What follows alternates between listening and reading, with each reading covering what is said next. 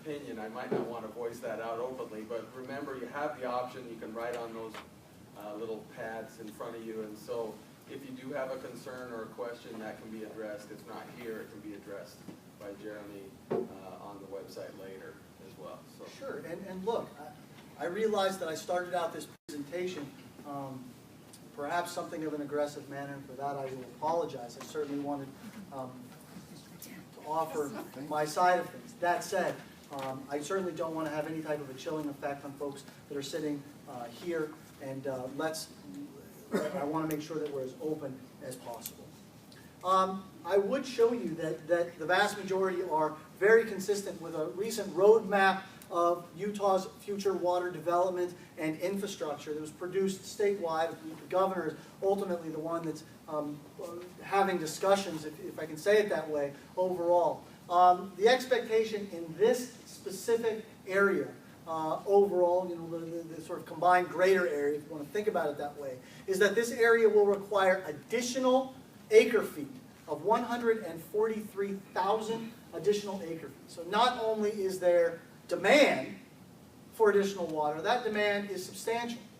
And while we've talked a lot about the Lake Powell pipeline, that is one component of a much broader projected water cost of $3.758 billion overall. That's a very big number. And I would also tell you, and I realize this is almost impossible to see, and for that I apologize, but on this particular slide that comes out of the exact same report, it looks at the total amount of demand. It estimates the cost of water resources in order to meet the demand of growth and ensure stability. But equally important, I would suggest, is everything that comes in this line.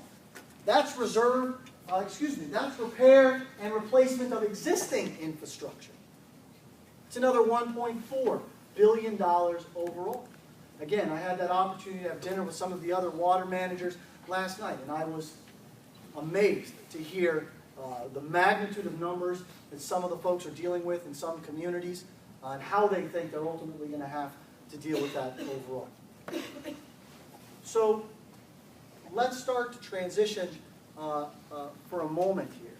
The Governor's Office of Planning and Budget estimates that Washington County will grow at an annual rate of about 2.9% per year from 2013 to 2016. This rate is significantly slower than the region's historical rate of population growth. Of course, the historical rate going back is about 6.5%, but it is also significantly faster than the rate reported during the Great Recession, about a little under 2% really during the Great Recession.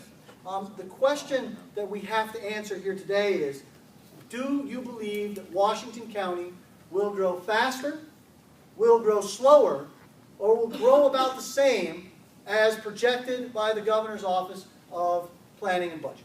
If you'd answer that one for me. And you all can let me know when you're at 17, because you apparently can see it a lot better than I can.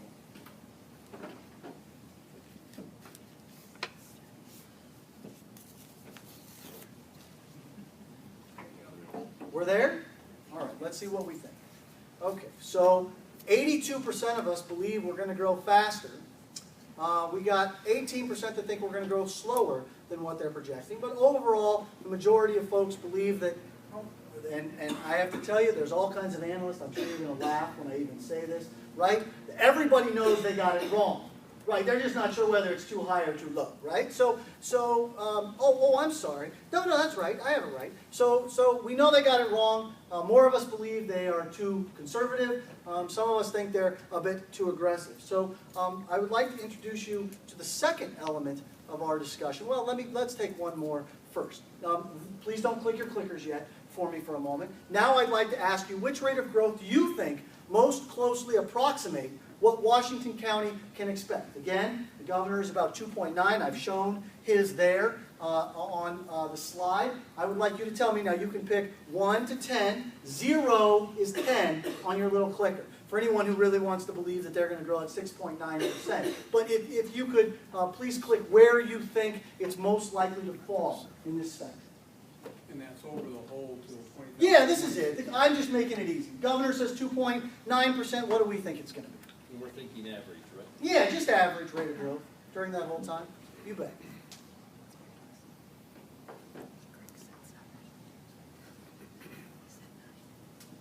Am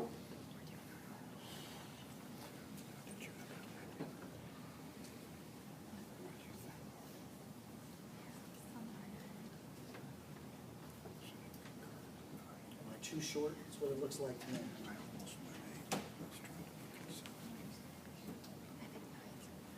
All right, well, are you two of you just thinking about it, or we want to offer an answer?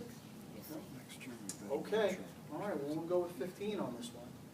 All right, okay, so looks like the vast majority of us are split somewhere between 7 and 8. So somewhere between 3.9 and 4.9% is what the folks sitting in here expect that longer-term population to be.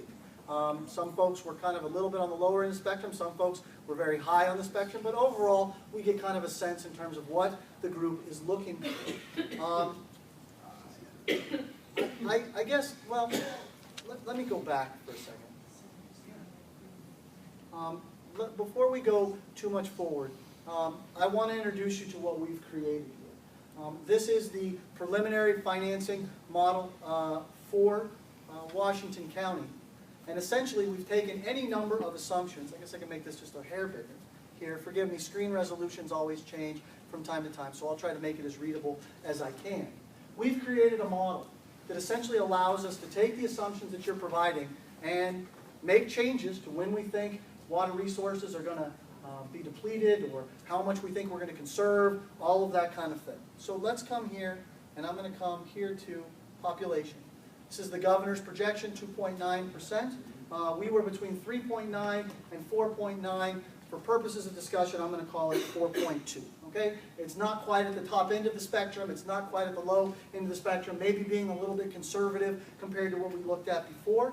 But we're just going to plug that number in. Anyone have any objection to that? Okay. When we do that, we'll see what that population comparison looks like. So essentially, and forgive me, I know this isn't terribly clear, but you get kind of a sense of it. This is where the governor expects us to be. This is where our population projects us to be. We're looking all the way out to 2060, so the compounding effects can be relatively large. And this isn't meant to be definitive, come back to any of these assumptions that we ever want to come back to. So let's ask a few more questions.